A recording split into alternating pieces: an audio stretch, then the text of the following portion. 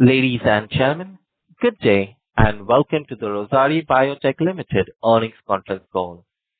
As a reminder, all participant lines will remain in the listen-only mode, and there will be an opportunity for you to ask questions after the presentation concludes. Should you need assistance during the conference call, please signal the operator by pressing star, then zero on your touchtone telephone. Please note that this conference is being recorded. I will now hand the conference over to Mr. Mitesh Jain from CDR India for opening remarks. Thank you, and over to you, Mitesh. Thank you, Ryan. Good evening, everyone, and thank you for joining us on Rossari Biotech Limited's Q3 FY26 earnings conference call. We have with us Mr. Edward Menezes, Promoter and Executive Chairman, Mr. Sunil Chari, Promoter and Managing Director, and Mr. Ketan Sablu, Group Chief Financial Officer of the company. We will begin the call with opening remarks from the management, following which we will have the forum open for a question and answer session. Before we start, I would like to point out that some statements made in today's call may be forward-looking in nature, and a disclaimer to this effect has been included in the earnings presentation shared with you all earlier. I would now like to invite Mr. Edward Menezes to make his opening remarks. Thank you, Mitesh. Good evening, everyone, and thank you for joining us on our earnings conference call. It is a pleasure to have you with us today as we discuss our Q3 FY 2026 operational and financial performance. We delivered a healthy 13% year-on-year growth in Q3 FY 26 despite a softer domestic demand environment. The opening backdrop remained challenging. However, our diversified business model and strong customer relationships enabled us to sustain our growth momentum. All business segments registered year-on-year growth, supported by healthy volumes and sustained customer engagement.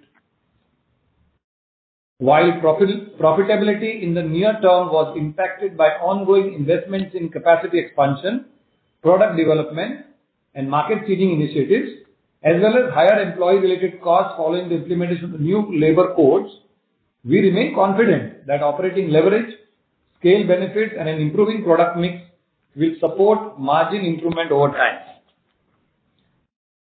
On the manufacturing front, we are pleased to report that the newly commissioned 15,000 metric ton per annum ethoxylation facility at Unitop is witnessing a steady ramp-up utilization.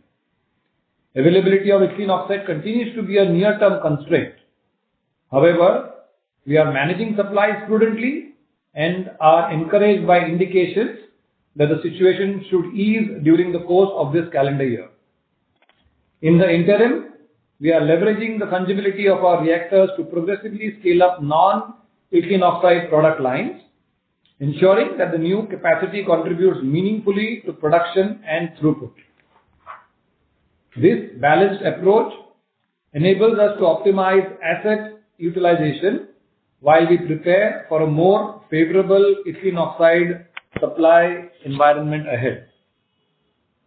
In parallel, our phased capacity expansion program across verticals continues to progress well, strengthening our manufacturing capabilities. In addition, the board has granted in principle approval for setting up a greenfield specialty chemicals manufacturing facility in the Kingdom of Saudi Arabia under Rossari International Limited Company, our wholly owned subsidiary. The proposed project aims to enhance supply chain resilience, improve speed to market, and support the company's international growth strategy. With this, I now invite Mr. Sunil Chari to share additional perspectives on our business performance and strategic priorities. Thank you, Edward sir, and a warm namaste to everyone. Q1 FY26 was a relatively softer quarter compared to Q2, yet we delivered healthy year-on-year growth, supported by our diversified portfolio. While domestic demand remained muted in certain segments, exports continue to provide support to overall performance through deeper engagement with key customers and expansion in a few geographies. HPPC segment delivered 11% year-on-year growth, reflecting stable demand amidst a muted business domestic environment. The textile specialty chemical segment delivered a healthy growth of 18% year-on-year, while the animal health and nutrition business reported a strong growth of 39% year-on-year, driven by improved traction across key end-user markets. This broad-based segmental performance helped support overall growth during the quarter. On the institutional and B2C front, performance remains subdued in quarter 3. However, we are making steady progress on cost and portfolio optimization and remain focused on selectively scaling this vertical with a long-term perspective on profitability. On the export front, our international business continued to contribute meaningfully, supported growing by 26% in 9-month FY26, driven by focused efforts to deepen relationship in key geographies, expand our customer base, and increase wallet share with strategic partners. Our growing global footprint and ability to offer customized solution-led chemistries continue to strengthen our positioning across international markets. Further to what Edward G. outlined earlier, we view the board's in-principle approval to set up a greenfield specialty chemicals manufacturing facilities in KSA as an important strategic step for the company. The initiative is aligned with our focus on strengthening supply chain resilience, improving speed to market, expand global footprint, enabling flexible and scalable production. KSA also offers strategic proximity to key export markets, for example, Europe and MENA, including Africa, and deepening presence in segments like oil and gas, enabling faster delivery and improved customer responsiveness across the region. Subject to customary evaluation of and receipt of necessary regulatory and statutory approvals, we will move towards implementation of the project, which is intended to be funded through a prudent mix of equity, debt, and internal accruals, while also exploring available regional incentives. Once commissioned, the facilities are expected to cater to strong regional demand for value-added specialty products and support export opportunities. We believe this platform will play a pivotal role in accelerating our international growth and strengthening Rossari's positioning as a leading global player in specialty chemicals. To summarize, Q3 FY26 reflects our ability to deliver steady growth in a challenging environment while continuing to invest for the future. With our expanding capacities, strengthening product portfolios, and strategic steps to build a more resilient and globally competitive manufacturing platform, we believe we are well positioned to drive sustainable, profitable growth going forward. With that, I now request Ketan ji to take you through the financial highlights for the quarter. Thank you once again for your continued support. I now invite Ketan ji to share the financial highlights for the quarter. Thank you, Mr. Chari, and good evening, everyone. Let me take you through the financial highlights for the quarter ended December 31st, 2025. In Q3 FY26, consolidated revenues grew by 13% YOY to 581.7 crores, supported by steady performance across our core businesses and continued contribution from international markets. Consolidated EBITDA for the quarter stood at 68.9 crores with an EBITDA margin of 11.8%. Profitability during the quarter was impacted by ongoing investment in capacity expansion, new product development, market seeding initiatives, as well as the impact of implementation of new labor codes. Excluding the institutional and B2C business, our core B2B operations delivered an EBITDA of 72 crores with a margin of approximately 14%, which is marginally lower than our normalized margin band of 15 to 16%. Our institutional and B2C businesses continued to operate in a challenging environment during the quarter. With growth of these verticals remaining muted, losses have continued to moderate, driven by our focus on improved product mix, enhancing operational efficiency, and maintaining cost discipline. We are also closely evaluating our plans for non-profitable products in this portfolio and assessing their contribution to the growth relative to their impact on profitability. On the CapEx front, our phased expansion program across Rossari and Unitop continues to progress. These investments are being funded through a mix of internal accruals and debt and are aimed to strengthen manufacturing capabilities and improving supply reliability and supporting the future growth. With respect to the proposed greenfield specialty chemical manufacturing facilities in KSA, for almost a year we have been exploring few geographies for setting up potential specialty chemical manufacturing facilities. We now see the possibility to be able to do this in KSA, and hence board has granted us an in-principle approval for this. And now we will be evaluating this further towards setting up of a manufacturing facility. The project progress will be subject to all customary evaluations and the necessary statutory and regulatory approvals. We will keep updating the progress to the investors going forward. Our balance sheet remains strong with healthy liquidity and conservative leverage, providing us sufficient flexibility to pursue our growth initiatives. On working capital, the position improved sequentially in Q3 with better collections during this quarter. While we continue to hold selective strategic inventory for key raw materials, overall, the working capital is moving back towards the normalized levels. As we look ahead, our priorities remain focused on improving capacity utilization, strengthening our product portfolio, and remaining financially disciplined to drive sustainable and profitable growth. With a clear investment roadmap, we are well placed to execute our growth initiatives in a calibrated manner. With this, I conclude my remarks. Thank you everyone, and I would now request the moderator to open the floor for questions. Thank you so much. Thank you. Ladies and gentlemen, we will now begin the question and answer session. Anyone who wishes to ask a question may press star and one on their touchtone telephone. If you wish to remove yourself from the question queue, you may press star and two.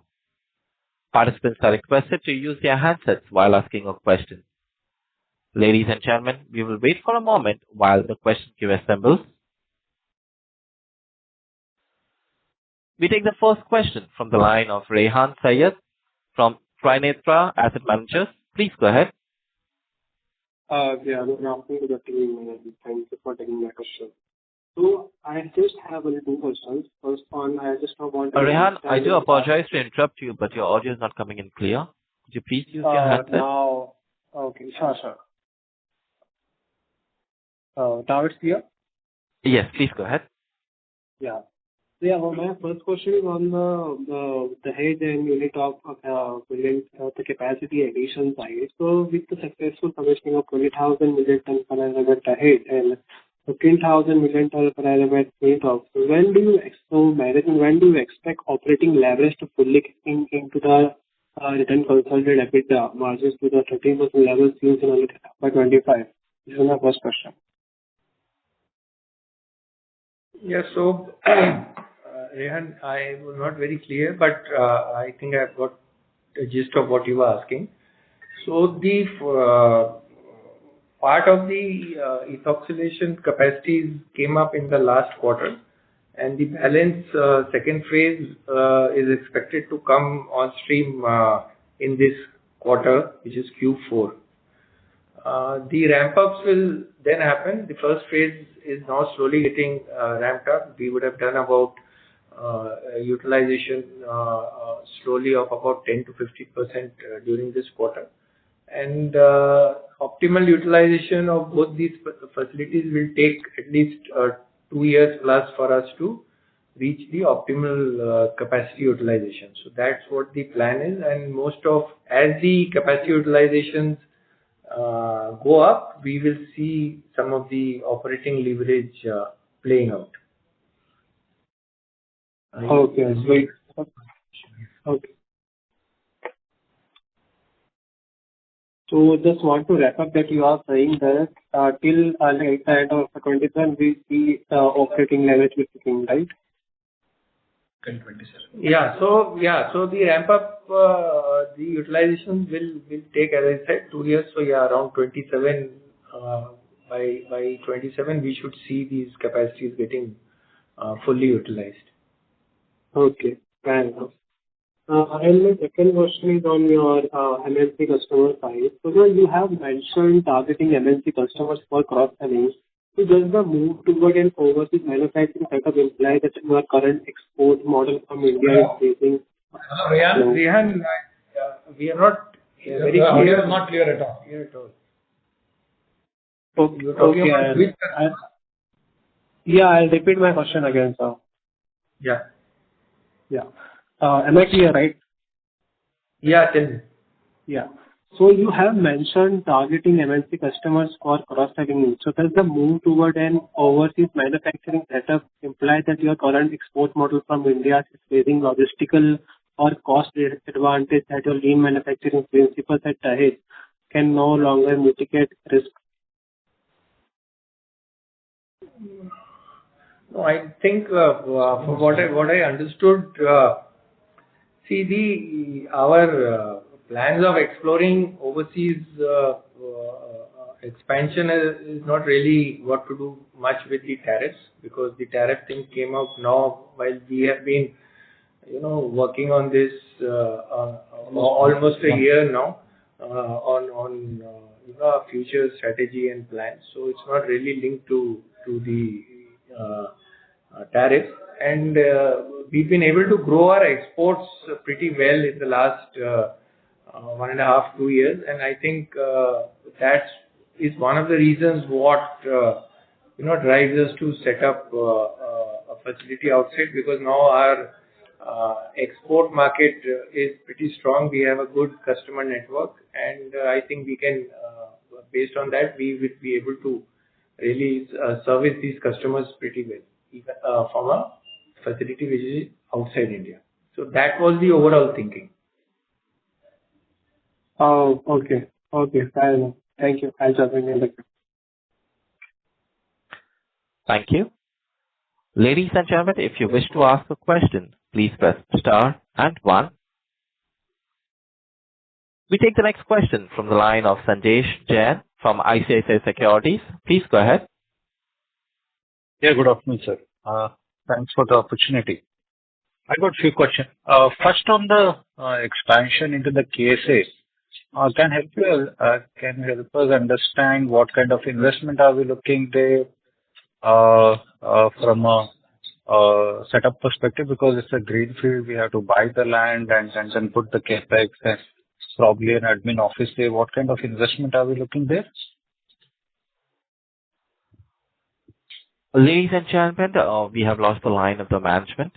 Please stay connected while I reconnect the management. Thank you. Ladies and gentlemen, we have the management line reconnected. Sir, you could please proceed. Yeah, hi, sir. Sanjesh here. Sanjesh, no, I got your question, Sanjesh, but I think post that we got this. As I was saying, after looking at a few geographies over the past few months, we zeroed down on KSA, and now the board has given us an in principle go ahead to start evaluating this further, and that's what we are going to do now. We've already formed a company in KSA, as we had disclosed a few quarters back, and this project, as and when it comes up, it will come up under this entity. So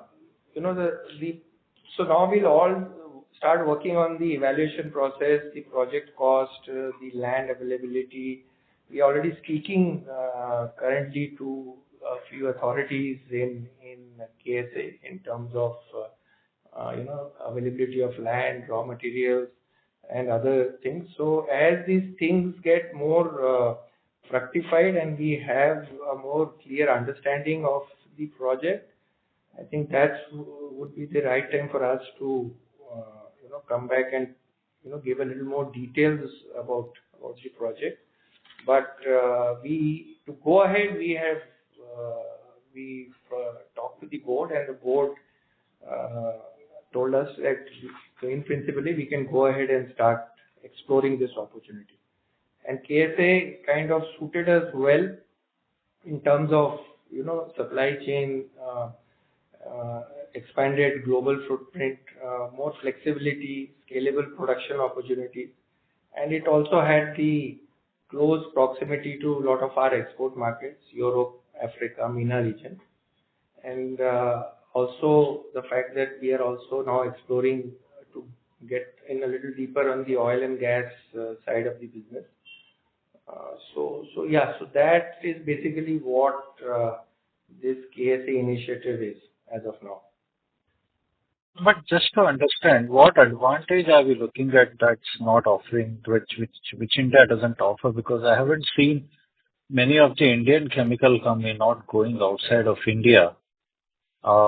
If somebody has explored purely there for the technology know-how, or there are some kind of a restriction from India to export, but really from a chemical manufacturing perspective, at least the larger setup in India has always been in India. Now, why there's a change of thought as far as Rossari goes, and we don't have a real established export business. We are a new baby in the export market, and we are trying to invest so much ahead of the time without any anchor customer or a very large contract. No, what is giving that confidence, or what is driving this all expansion through a KSA? No, so the primary advantage that's growing in KSA is the availability of raw material. So we are already speaking to a few suppliers with whom we plan to get into a long-term contract at a specific pricing formula, which will give us a substantial advantage in terms of both availability and price. Secondly, in terms of the technology and the product profile, we've just set up a project here in India, and the current plan is that the facility will be on similar lines as what we've done here in India. We already are aware of the technology, the product dynamics. Thirdly, on the customer front, we have done a complete mapping of the requirements of customers both in the GCC region and in Europe. So Europe and Latin America, any which way we are already working from here. But within the GCC region and specifically locally in KSA, we have also talked to a lot of customers, and as this project moves ahead, we have an understanding with at least 2 customers currently to for supply of products. So much of these actual agreements and documentation will happen as we envisage the project going forward. So we are currently also not signing up too much because we want to first evaluate the project, the cost, the returns, etc., and then go ahead.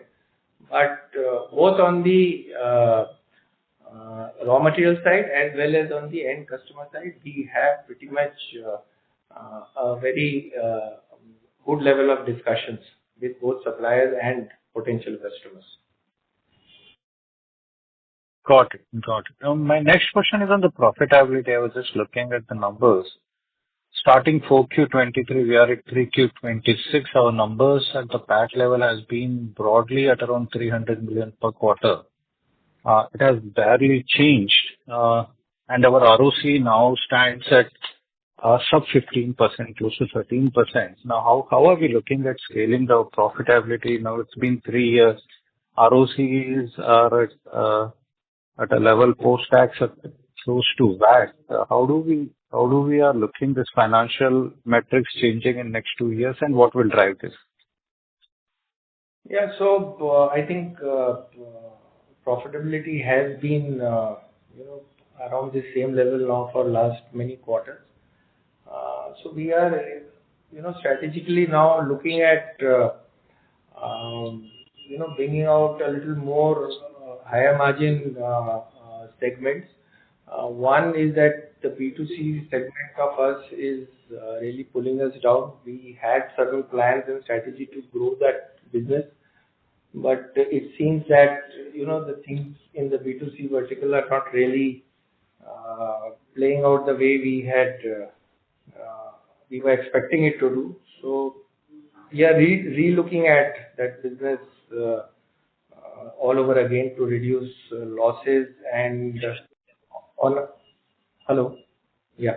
Yes. Yeah. And on a longer term basis, also we are assessing this piece of business of ours, and maybe in the next few quarters we may take some decisions on how we really plan to, or what we plan to do with this B2C vertical. But apart from that, I think some of these capacity additions which we've done, which partly have come up in the last quarter, some of them will come up in this quarter. We are quite hopeful that the margin profile going forward should start seeing some upside. The EO challenge currently, because of the overall subdued market, we are not facing any issues in terms of EO availability. But as the ramp-ups start happening, in the next year, there could be a few months where, EO could be an issue. We really don't know how it's going to pan out. But the expansion on the side of the supplier is going on stream, and we've been told that the additional volumes should come up by quarter 3 of FY26. So hopefully post that, then there should not be any issues on EO availability. So that's how, at least for the next year or two, we are looking at the India part of the business to grow. Ketan, there was one question here. I thought we had a lot of opportunity locally, where Edward sir has talked about extensively the new product development we have done, new category development we have done, new vertical development, seeding that we have done in last 3 years. I thought there was a heavy lifting done in India, and I thought that would be more focused on encashing the efforts that have gone in last 3-4 years. We are stretching the management bandwidth by expanding into KSA and all. So just wanted to understand for next 2 years what remains the priority, both on the revenue category growth, investment, and on the profitability. No, so Sanjesh, I think we've been very focused on product development. We've now kind of enhanced our entire R&D capabilities. Last 6 months, we've brought in certain senior people in the R&D function. So some of these product developments that are going on currently, we should see some of these playing out in the near future. And in terms of priority, I think both the India business remains the topmost priority for us. And that is the reason why we've done so much of investments in the last 1 year. And the priority will remain to ensure the capacities get utilized ASAP. And these new product developments that currently are happening, they start showing up in the numbers. And in terms of the KSA, the KSA team, we are slowly setting up. As I said, it's currently just a work in progress. It's now we will start, now that the board has given us, we will start a little more deeper exercise on the project side. But that team is going to be completely different. We've already identified two senior project professionals who are going to, join us once we internally give a green light to this project. And both of them will be based out of KSA. And I don't think the current management will really have the current teams will not get stressed. It will be a completely separate team with an overall view from the senior management here and the senior project team here. But these are some of the initial planning. So I don't think there is priority 1 and priority 2. Priority continues to be the India business, and then the KSA business, as and when it pans out, we will have separate people looking at that.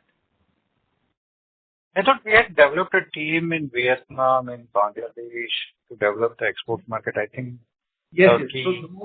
So the team in Vietnam, Bangladesh were primarily focused for the textile business to start with. So the fact that you are seeing the textile numbers showing an improvement has got a lot to do with the textile export seeing a significant growth in this quarter. We are very much aligned on both these geographies, and also to add to that, we had also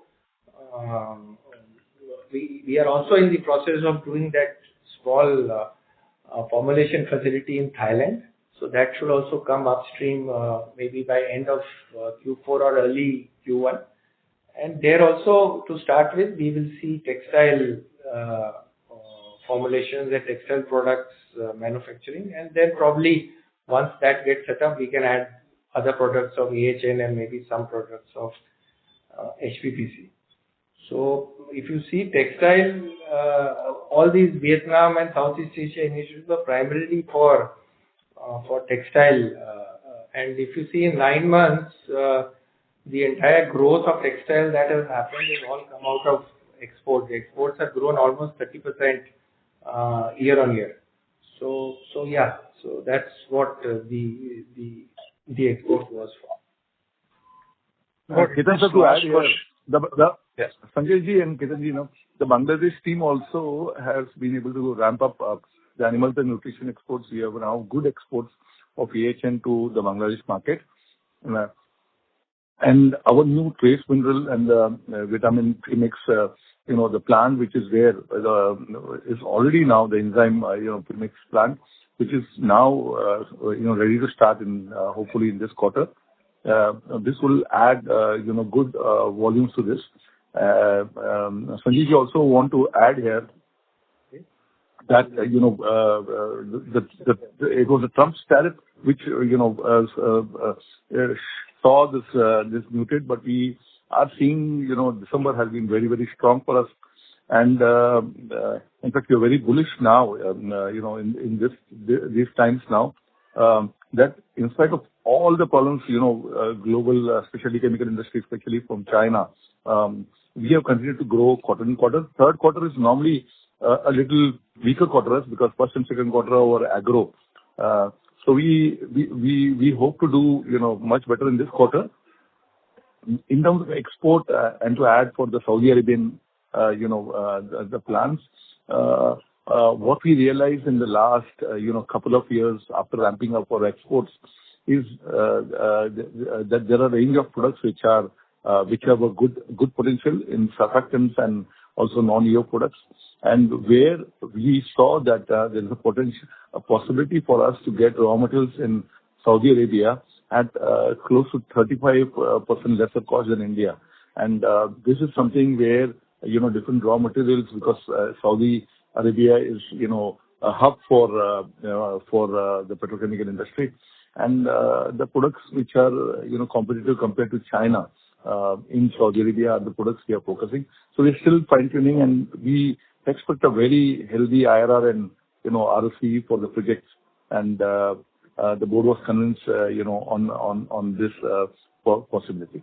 Sorry, Sanjeev ji, I interrupted. Please continue. No. That was very helpful, Charity. Just one last question on the profitability. We were at 18% odd when we did the IPO. It came down to 14. Now we are at sub 12. How should we see this profitability? And this is on the back that raw material prices have significantly dropped from where we were today.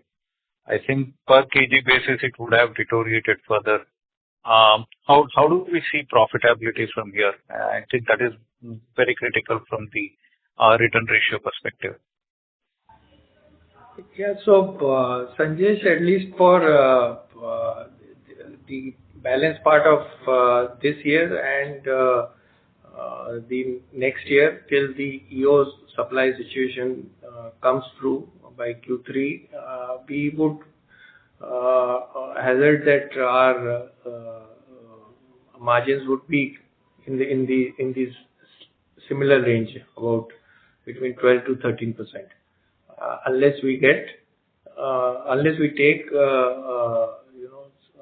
what I talked about on the B2C business. If something happens on that side, then maybe there could be some improvement. Otherwise, at a overall company level, it should be between this 12 to 13% at least for the next year. While we are working on improving the product mix, as I said, some of these products which we are developing now should see the production coming up in next year. But shorn of the B2C, I think we should be in that 15% odd range. Got it. Thanks, Ketan. Sanjay Thanks, Charity. Sanjay, I want to add here the new R&D products which are developed. If you see our sales of new products now is 20% plus, especially because of the part where we have planned to sell part of our consumer businesses. And this part of the consumer businesses, we are expecting even about 150 crores coming into the company for sale of this. We are expecting a good valuation for the same. So consumer businesses require money investment, some amount of cash burn, investment in marketing, promotions, free sampling, which we are not doing now. So we think the board feels that it is better.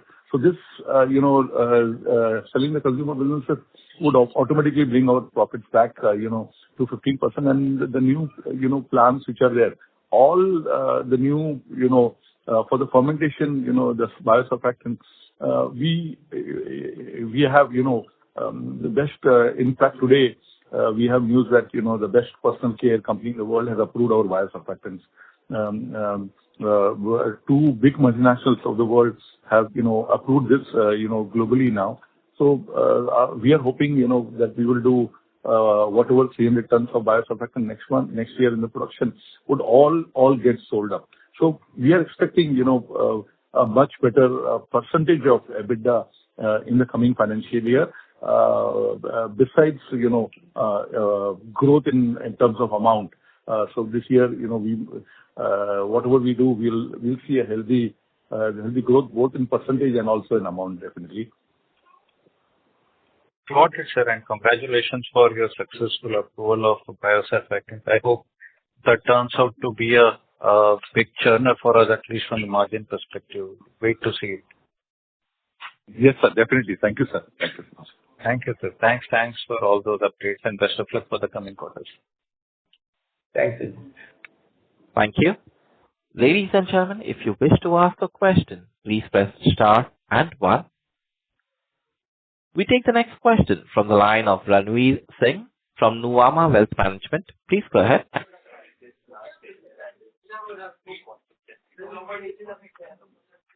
Ranveer, if you can please proceed with your question. Yeah. So, basically, I wanted to understand the capacity expansion, what we are talking about. Can you quantify the kind of capacity utilization currently at the new facility at Dahej, under Unitop, as well as in Rossari also?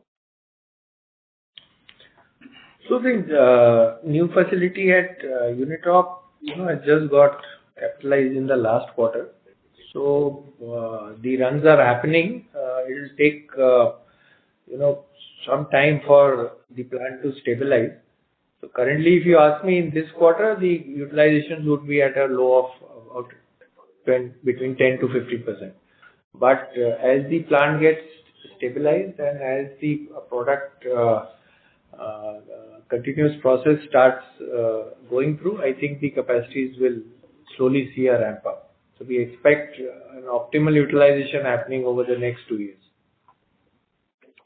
So 10 to 15% capacity utilization, we are talking about 75,000 metric ton capacity, installed capacity. We are talking about that, right? We are talking about 15,000 tons. Okay. Yeah. Okay. And so by end of FY27, what kind of ramp up, though it may not be very clearly visible, but if you can just some ballpark numbers of what kind of capacity utilization this facility may see by end of FY27? So it can go up to 90% capacity utilization. Okay. And we see in this quarter, like, that textile business, what you said has seen very strong performance. Going forward, is it like, because the last few quarters has been muted, and so we see the sudden spurt in demand, or we see this is going to sustain over, a few quarters now? Yeah, so textile, much of the growth this quarter, it has happened across both the domestic and the export market. The export is driven by customers, we've added a lot of new geographies like Turkey, Uzbekistan, Morocco, Philippines, Indonesia. These are all the new countries where we have started adding customers. We've also increased the number of stock points. In India, of course, the demand is little soft because some of the end customers, like the large ones like Welspun, Indocount have, got a little impacted because of the tariff situation. But otherwise, we've seen a good offtake in other markets like Surat and Ludhiana and all.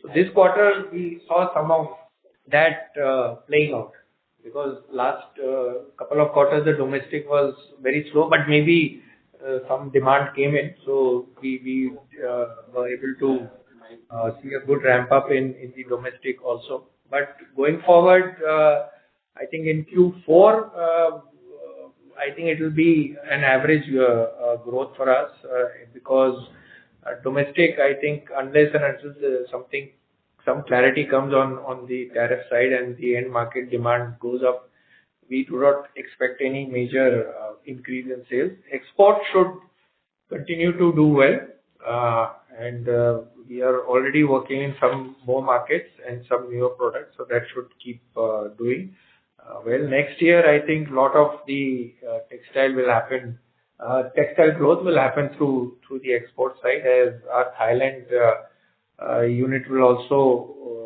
become functional, and then we'll be able to supply a lot of our newer customers in Southeast Asia, Bangladesh, etc. from the Thailand entity. Okay. And one last question on CapEx side, although that greenfield facility at KSA is under evaluation, but apart from this, major CapEx we believe have already been done, or for FY27, if you could guide something about the CapEx, apart from this thing. Most of the capacity enhancement CapExes have been done. Now for the next 2-3 years, we may have some CapExes towards new product development, piloting, R&D, etc. But capacity enhancement CapExes are done, and the aim would be now for the next 2-3 years to optimally utilize these capacities, bring in newer products, and fill up the plants in India. Okay, so how much CapEx we have capitalized in FY26? So by the end of FY26, we would have capitalized total close to, I think, about 200 crores. I don't have the exact number, but it will be around that number across the group. Okay. Okay. That's it. Thank you and all the best. Thank you. Thank you. We take the next question from the line of Atishray Malan from Abacus Mutual Fund. Please go ahead. Yeah. Hi. Am I audible? Yes. Yeah. Hi. Good evening to the team. Can you help me bifurcate the revenue growth in Q3 and 9-month FY26 between volume and price growth on a consolidated level, and if possible, in the 3 business segments as well? Ladies and gentlemen, we have lost the line of the management. Please stay connected while I reconnect the management. Thank you. Ladies and gentlemen, we have the management line reconnected. Sir, you may proceed. Yeah. So, as I was saying, most of the growth that you've seen on a YOY basis has all come out of the volume growth. Some price increase would have taken, but I think that the increase in one gets knocked off by a decrease in pricing in the other. But on an overall basis, we've seen our volume growth happening close to almost 10 to 12%. So we can assume that the entire growth is out of volume itself. Okay. And this would be true for 9 months FY26 as well? Yes. Okay. And I think in your earlier comments, you had alluded to the fact that there is some demand softness in the domestic market. Can you just probably go into a bit more detail as to which end user segments are seeing this weakness and some of the reasons as to why? So in the domestic, I think particularly we have been impacted is in the textile division. That's where the end use segments or the end use customers have seen a drop in volumes. Also in HPPC business in Europe, the sentiments have been very low. So there also we have seen on the export side some softness, but overall we've been able to make up for Europe with other geographies like MENA and the Middle East and Turkey, etc. So if you see our months of October and part of November were really very, very soft for us. The demand was very low, especially in the HPPC. But then again, in the month of December, we saw the demand picking back. A lot of the subdued demand actually came up in December. So we are hopeful that going forward, at least in Q4, we should see a better demand outlook compared to what was there in Q3. And apart from that, I think textiles, as I said, domestically, yes, there was softness. We are seeing that for the past almost many quarters. But in this quarter, if you ask me specifically, as I said earlier, we saw a little bit of demand coming back in textiles, but we would not assume that that is going to be the story going forward. It was just probably a quarter-specific phenomenon. But we'll just have to wait and see how that plays out. But we are going to make it up more through our exports. Okay. And this quarter, you've seen quite good growth in the animal health business. So if you could just elaborate as to where this growth is coming from and how sustainable is it going forward? Yeah. So in AHN, I think we saw good demand this quarter.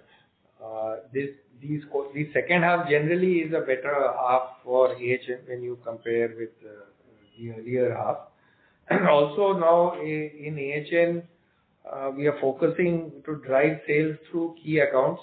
So some of that is playing out now. So hopefully we should see that coming up also going forward. Again, our export initiative in AHN will also now play out. We've seen some of it happening in this quarter. So there are a lot of countries we are adding, some of them being Nepal, Bangladesh. We've also done some business in Egypt, Nigeria, Thailand, and also a few countries in South America. So, and we are also working towards registration to few more countries in Southeast Asia and in the Central European region. So I think these will play out. Plus, our premix plant will come on stream by the end of this quarter or early Q1. So next year, premix plant should also add into the AHN volumes. So I think a lot of the back-end work for the next growth trajectory for AHN has been done in the last 6 months. And we should see some good numbers at least going forward from next year. Okay. Just one last one from my end. So based on some of the comments you just made, the sense I'm getting is that this quarter and perhaps in the next coming quarters, exports is perhaps something that is going to perform better than domestics, but your long-term focus or long-term growth is still going to be driven primarily by the domestic market. Is that a correct understanding? No. So if you see if you see the exports trajectory of ours, it has consistently grown quarter on quarter. So some of the muted demand of the domestic market has been more than made up by the exports. So if you see in these 9 months, export has grown almost 26% versus last year, while domestic has grown only 10%. And today, in this 9 months, the export piece is close to 30% of our turnover. Maybe 3-4 years back, this number used to be less than 20. So going forward also, we expect the export to keep growing. Maybe not at this rate of 26%, but it will see a good rate of growth. Probably the rate of growth will be better than that of the domestic market, unless the domestic sentiment really changes, especially in textiles and the FMCG business. But otherwise, export will continue to grow. Okay. Thank you so much, and good luck for the forthcoming quarters. Thank you. Thank you. Ladies and gentlemen, if you wish to ask a question, please press star and 1. We take the next question from the line of Tanvi Varekar from Anand Rathi Institutional Equities. Please go ahead. The export contribution for this quarter? Tanvi, I do apologize to interrupt you, but if you could please repeat your question as your audio was not clear. Hello, can you hear me better? Yes, please go ahead. Yes, sir. So just 2 quick questions. What's the export contribution for this quarter? And you had also announced non-EU based capexes in Rossari, Unitop and Dahej. So is there any delay in the commissioning of those capexes? Yeah, so export contribution in this quarter is 33% of the total turnover. And on 9-month basis, it is about 30%. All right, sir. Yeah, and all capexes are going as per plan. They are on stream. The balance ethoxylation capacity should come in on stream in this quarter itself. No, I'm saying the non-EU based capacities that was announced for Unitop, Tristar and Rossari. So those will happen in the next year. They are more phased out capexes and more towards product development. Second half? So around second half? Yes, some of them will come in Q3 and some in Q4. Okay, sir. And just one last one. You had announced that for the Saudi Arabia, there was an investment of roughly $8 million. So, and apart from this, will there be any other capex to set up the facility? Sorry, I didn't get your question, Tanvi. So for the you had mentioned that there will be around $8 million investment. No.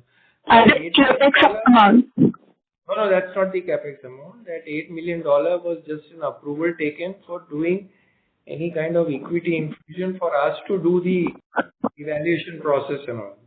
The capex will be substantially higher than that. That was only an initial approval we had taken to, we'll start, as I said, now in principle approval has come and we'll need to start doing a lot of groundwork there. So once that, for that we'll need some spend which will happen there. For that, the reason we had taken an initial approval of equity infusion of 8 million. That's not for the capex.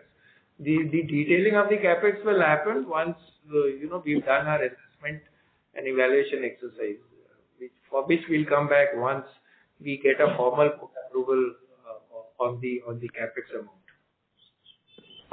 Okay, sir. Thank you so much. Thank you. Ladies and gentlemen, as there are no further questions from the participant, I now hand the conference over to the management for their closing comments. Thank you, everyone. I hope we have been able to answer all your questions satisfactorily. Should you need any further clarifications or would like to know more about the company, please feel free to contact our team or CDR India. Thank you once again for taking the time to join us on this call, and good evening. Thank you.